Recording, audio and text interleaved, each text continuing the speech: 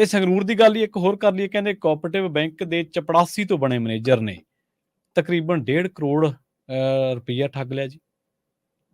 ਹਾਂ ਬਿਲਕੁਲ ਜੀ, ਖਬਰ ਦੂਜੀ ਵੀ ਸੰਗਰੂਰ ਤੋਂ ਹੀ ਹੈ। ਸੰਗਰੂਰ ਦੇ ਕੋਆਪਰੇਟਿਵ ਬੈਂਕ ਦੇ ਵਿੱਚ ਬੰਦਾ 24 ਸਾਲ ਤੋਂ ਨੌਕਰੀ ਕਰ ਰਿਹਾ ਸੀ ਜੀ, ਮਤਲਬ ਬਤੌਰ ਚਪੜਾਸੀ ਭਰਤੀ ਹੋਇਆ ਸੀ। ਪ੍ਰਵੀਨ ਜੀ ਚਪੜਾਸੀ ਤੋਂ ਕਲਰਕ ਬਣਿਆ ਹੈ ਨਾ, ਕਲਰਕ ਤੋਂ ਫਿਰ ਅਕਾਊਂਟੈਂਟ ਬਣਿਆ, ਅਕਾਊਂਟੈਂਟ ਤੋਂ ਫਿਰ ਅਸਿਸਟੈਂਟ ਬ੍ਰਾਂਚ ਮੈਨੇਜਰ ਬਣਿਆ ਤੇ ਇਸ ਤਰ੍ਹਾਂ ਉਹ ਬਤੌਰ ਮੈਨੇਜਰ ਉੱਥੇ ਹੁਣ ਸੇਵਾ ਨਿਭਾ ਰਿਹਾ ਸੀ। ਤੇ ਉਹਨੇ ਗਾਹਕਾਂ ਨਾਲੇ ਠੱਗੀ ਲਾਈ, ਕਮਾਲ ਦਾ ਉਹਨੇ ਫਾਰਮੂਲਾ ਕੱਢਿਆ ਤੇ ਇਸ ਫਾਰਮੂਲੇ ਤਹਿਤ ਉਹਨੇ 1 ਕਰੋੜ 39 ਲੱਖ ਤੋਂ ਵੱਧ ਆਪਣੇ ਖਾਤਿਆਂ 'ਚ, ਆਪਣੇ ਟੱਬਰ ਦੇ ਖਾਤਿਆਂ 'ਚ ਟ੍ਰਾਂਸਫਰ ਕਰ ਲਏ ਪ੍ਰਵੀਨ।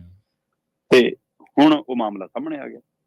ਅਸਲ 'ਚ ਕੀ ਹੋਇਆ ਕਿ ਇਹ ਵਿਅਕਤੀ ਜਿਹੜੇ ਗਾਹਕ ਮਤਲਬ ਕ੍ਰੈਡਿਟ ਲਿਮਿਟ ਹੁੰਦੀ ਹੈ ਜਿਵੇਂ ਆਪਣੇ ਹੈ ਨਾ ਕਿਸਾਨਾਂ ਦੀ ਜਾਂ ਕੁਛ ਲਿਮਿਟਾਂ ਬਣੀਆਂ ਹੁੰਦੀਆਂ ਨੇ, ਉਸ ਲਿਮਿਟ ਵਾਲੇ ਖਾਤੇ ਖੋਲ ਦਿੰਦਾ ਸੀ ਜੀ। ਤੇ ਉਹ ਖਾਤੇ ਖੋਲ ਕੇ ਫਿਰ ਉਹਨਾਂ ਨੂੰ ਕਹਿੰਦਾ ਸੀਗਾ ਕਿ ਹਾਂ ਵੀ ਤੁਹਾਡੀਆਂ ਕਿਸ਼ਤਾਂ ਆ ਗਈਆਂ, ਨਿਬੜ ਗਿਆ ਕੰਮ, ਲਿਆਓ ਤੁਹਾਡੇ ਖਾਤੇ ਬੰਦ ਹੋਣੇ ਆ, ਆਪਣਾ ਸਾਰਾ ਕੁਝ ਜਮ੍ਹਾਂ ਕਰਾ। ਜਦੋਂ ਉਹ ਚੈੱਕ ਬੁੱਕ ਵਗੈਰਾ ਜਮ੍ਹਾਂ ਕਰਾਉਂਦੇ ਸੀ ਤਾਂ ਉਹਨਾਂ ਨੂੰ ਤਾਂ ਕਹਿੰਦੇ ਤੁਹਾਡਾ ਖਾਤਾ ਬੰਦ, ਪਰ ਉਹ ਖਾਤਾ ਬੰਦ ਨਹੀਂ ਕਰਦਾ ਸੀ। ਉਹਨਾਂ ਦੀ ਕ੍ਰੈਡਿਟ ਲਿਮਿਟ ਉਲਟਾ ਵਧਾ ਦਿੰਦਾ ਸੀ। ਚੈੱਕ ਬੁੱਕ ਆਪਣੇ ਕੋਲ ਹੁੰਦੀ ਸੀ ਤੇ ਖਾਤਾ ਬੰਦ ਕਰਨ ਦੀ ਬਜਾਏ ਕ੍ਰੈਡਿਟ ਲਿਮਿਟ ਵਧਾ ਕੇ ਪੈਸੇ ਆਪਣੇ ਖਾਤੇ 'ਚ ਟ੍ਰਾਂਸਫਰ ਕਰਦਾ ਰਿਹਾ। ਤੇ ਏਦਾਂ 1 ਕਰੋੜ 39 ਲੱਖ ਤੋਂ ਵੱਧ ਪੈਸੇ ਉਹਨੇ ਆਪਣੇ ਟੱਬਰ ਦੇ ਮਤਲਬ ਖਾਤਿਆਂ 'ਚ ਪਾ ਲਏ ਤੇ ਜਿਸ ਤੋਂ ਬਾਅਦ ਹੁਣ ਉਹ ਫੜਿਆ ਗਿਆ। ਤੇ ਇਹ ਦਪਿੰਦਰ ਸਿੰਘ ਨਾਂ ਦਾ ਵਿਅਕਤੀ, ਅਸਿਸਟੈਂਟ ਮੈਨੇਜਰ, ਉਹਦੀ ਘਰ ਵਾਲੀ, ਉਹਦੀ ਬੇਟੀ ਤੇ ਉਹਦਾ ਇੱਕ ਹੋਰ ਜਾਣਕਾਰ, ਇਸ ਧੋਖਾਧੜੀ ਮਾਮਲੇ 'ਚ ਉਹਦੇ ਪਰ ਮਾਮਲਾ ਦਰਜ ਹੋਇਆ ਕਿ ਉਹਨੇ ਆਪਣੀ ਘਰ ਵਾਲੀ ਦੇ ਖਾਤੇ 'ਚ ਵੀ, ਆਪਣੀ ਬੇਟੀ ਦੇ ਖਾਤੇ 'ਚ ਵੀ ਤੇ ਕੁਝ ਪੈਸੇ ਆਪਣੇ ਜਾਣਕਾਰ ਦੇ ਖਾਤੇ 'ਚ ਪਏ ਨੇ। ਸੋ ਇਹ ਸੰਗਰੂਰ ਖੇਤਰ ਦੀ ਘਟਨਾ, ਮਤਲਬ ਕਮਾਲ ਦੀਆਂ ਖਬਰਾਂ ਸਾਹਮਣੇ ਆਉਂਦੀਆਂ। ਪ੍ਰਵੀਨ ਜੀ, ਮੈਂ ਅੱਜ ਇੱਕ ਖਬਰ ਦੇਖ ਰਿਹਾ ਸੀਗਾ ਰੇਲਵੇ ਵਿਭਾਗ ਦੀ ਜੀ। 7 ਅਫਸਰ ਨੇ ਜੀ, 7 ਅਫਸਰਾਂ ਨੇ 60 ਕਰੋੜ ਰੁਪਈਆ ਰਿਸ਼ਵਤ ਲੈ ਲਈ ਰੇਲਵੇ ਵਾਲੇ ਮਾਮਲੇ 'ਚ ਤੇ ਬਕਾਇਦਾ ਤੌਰ ਤੇ ਖਾਤਿਆਂ 'ਚ ਪੈਸੇ ਟ੍ਰਾਂਸਫਰ ਨੇ ਆਪਣੀ ਘਰ ਵਾਲੀਆਂ ਦੇ, ਆਪਣੇ ਨਿਆਣਿਆਂ ਦੇ। CBI ਕੋਲ ਰੇਲਵੇ ਦੀ ਇੱਕ ਰਿਸ਼ਵਤਖੋਰੀ ਦੇ ਮਾਮਲੇ ਦੀ ਸ਼ਿਕਾਇਤ ਜਾਂਦੀ ਆ ਤੇ CBI ਉਸ ਮਾਮਲੇ ਦੀ ਜਾਂਚ ਪੜਤਾਲ ਲਈ ਜਦੋਂ ਅੱਗੇ ਵੱਧਦੀ ਹੈ ਤਾਂ ਹੈਰਾਨ ਹੋ ਜਾਂਦੀ ਆ ਜੀ ਜੀ ਕਿ ਇਹ ਰੇਲ ਮੰਤਰਾਲੇ ਨਾਲ ਸੰਬੰਧਿਤ ਗੁਹਾਟੀ ਦੇ ਵਿੱਚ ਤੈਨਾਤ 7 ਅਫਸਰ ਨੇ। ਠੀਕ ਹੈ। ਜਤਿੰਦਰ ਝਾ, ਰੀਤੂ ਰਾਜ, ਰਾਮਪਾਲ, ਧੀਰਜ, ਹੈ ਨਾ, ਮਨੋਜ, ਬਿਊ ਲੰਕੇਸ਼ਰ, ਮਿਥੁਨ ਦਾਸ, ਇਹ ਸਾਰੇ ਉਹ ਨੇ।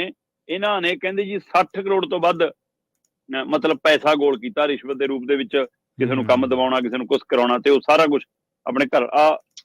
ਇੱਕ ਜਤਿੰਦਰ ਝਾ ਨਾਂ ਦਾ ਬੰਦਾ ਹੈ, ਉਹਨੇ ਜੀ ਆਪਣੀ ਕੁੜੀ ਦੇ ਖਾਤੇ 'ਚ ਇੱਕ ਵਾਰ 1 ਲੱਖ ਪਾਇਆ, ਫਿਰ ਆਪਣੀ ਕੁੜੀ ਦੇ ਖਾਤੇ 'ਚ 1 ਲੱਖ ਪਾਇਆ, ਫਿਰ ਆਪਣੇ ਮੁੰਡੇ ਦੇ ਖਾਤੇ 'ਚ 1 ਲੱਖ ਪਾਇਆ, ਫਿਰ ਆਪਣੇ ਮੁੰਡੇ ਦੇ ਖਾਤੇ 'ਚ 1.5 ਲੱਖ ਪਾਇਆ, ਫਿਰ ਦੂਜੇ ਮੁੰਡੇ ਦੇ ਖਾਤੇ 'ਚ 1 ਲੱਖ ਪਾਇਆ।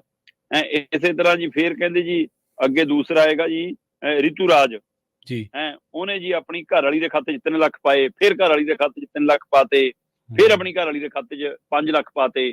ਸੋ ਆਹ ਕੰਮ ਚੱਲਿਆ। ਇਸੇ ਤਰ੍ਹਾਂ ਰਾਮਪਾਲ ਹੈ, ਉਹਨੇ 1.5 ਲੱਖ ਦੀਆਂ 3 ਐਂਟਰੀਆਂ ਆਪਣੇ ਸਾਲੇ ਦੇ ਮੁੰਡੇ ਦੇ, ਹੈ ਨਾ, ਸਾਲੇ ਦੇ ਮੁੰਡੇ ਦੀ। ਫਿਰ ਧੀਰਜ ਜੀ ਆਪਣੀ ਘਰ ਵਾਲੀ ਦੇ ਖਾਤੇ 'ਚ 2 ਲੱਖ, 1 ਲੱਖ, ਏਦਾਂ ਮਤਲਬ ਕਿ ਆਪਣੇ ਖਾਤੇ 'ਚ ਵੀ ਇੱਕ ਬੰਦੇ ਨੇ ਆਪਣੇ ਖਾਤੇ 'ਚ ਆਪੇ ਪੈਸੇ ਪਾਏ। ਸੋ ਆਹ ਸਾਰਾ ਟਰੈਕ। ਮਤਲਬ ਜਦੋਂ ਬੰਦਾ ਜਿਹੜੀ ਸੰਸਥਾ 'ਚ ਬੈਠਾ ਹੈ, ਜਿਹੜੇ ਦਰਖਤ ਤੇ ਬੈਠਾ, ਜੇ ਉਸੇ ਨੂੰ ਖਾਣ ਲੱਗ ਜਾਵੇ ਫਿਰ ਇੱਕ ਦਿਨ ਤਾਂ ਉਹ ਟਹਿਣੀ ਡਿੱਗੂਗੀ ਜੀ ਜੀ।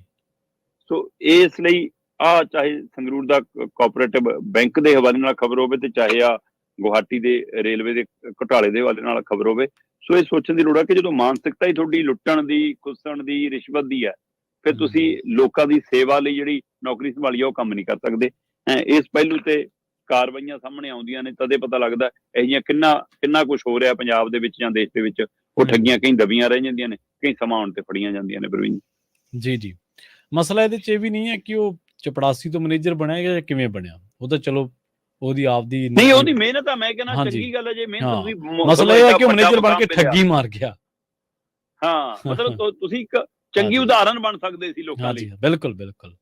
ਨਹੀਂ ਸ਼ਰਮਾ ਜੀ, ਦੇਖੋ ਇਹ ਕਿਉਂਕਿ ਆਪਾਂ ਕਿਸਾਨੀ ਪਰਿਵਾਰ ਦੇ ਵਿੱਚੋਂ ਹੀ ਆ, ਕਈ ਵਾਰੀ ਇਹ ਚੀਜ਼ਾਂ ਦੇਖੀਆਂ ਨੇ ਬੈਂਕਿੰਗ ਸੈਕਟਰ ਦੇ ਵਿੱਚ। ਹੁਣ ਬਹੁਤ ਮਾਮਲਿਆਂ ਦੇ ਵਿੱਚ ਕਿਸਾਨ ਵਿਚਾਰਾ ਜ਼ਿਆਦਾ ਵਿਆਜ ਤੋਂ ਡਰਦਾ ਹੀ ਬੈਂਕਾਂ ਵੱਲ ਜਾਂਦਾ ਨਾ ਕਿ ਮੈਨੂੰ ਵਿਆਜ ਬਹੁਤ ਪੈਂਦਾ, ਔਰ ਇਹ ਸੱਚ ਵੀ ਹੈ। ਜਿਹੜਾ ਗੈਰ ਸੰਸਥਾਗਤ ਤੁਸੀਂ ਕਰਜ਼ਾ ਲੈਂਦੇ ਹੋ ਉਹਦਾ ਵਿਆਜ ਬਹੁਤ ਜ਼ਿਆਦਾ ਹੈ।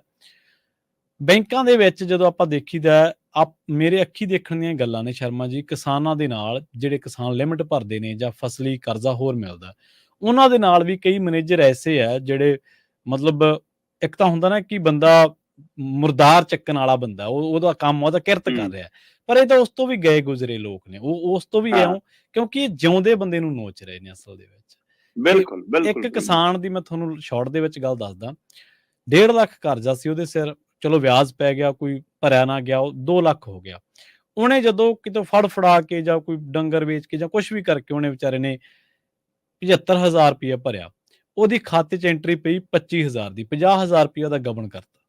ਤੁਸੀਂ ਦੇਖੋ ਜਿਹੜੇ ਬੰਦੇ 2 ਲੱਖ ਜਿਹੜੇ ਸਿਰ ਕਰਜ਼ਾ ਹੋ ਗਿਆ, 1.5 ਲੱਖ ਤਾਂ ਭਰਿਆ ਨਹੀਂ ਗਿਆ, ਤਾਂ ਹੀ 2 ਲੱਖ ਬਣ ਗਿਆ, 50,000 ਰੁਪਇਆ ਉਹਦਾ ਮੈਨੇਜਰ ਨੇ ਗਾਇਬ ਕਰਤਾ। ਤੇ ਜਦੋਂ ਤੱਕ ਅਸੀਂ ਟੱਕਰਾਂ ਮਾਰੀਆਂ 3-4 ਮਹੀਨੇ ਬੈਂਕ ਨੇ ਉਹਦਾ ਕੋਈ ਹੱਥ ਪੱਲਾ ਨਹੀਂ ਫੜਾਇਆ।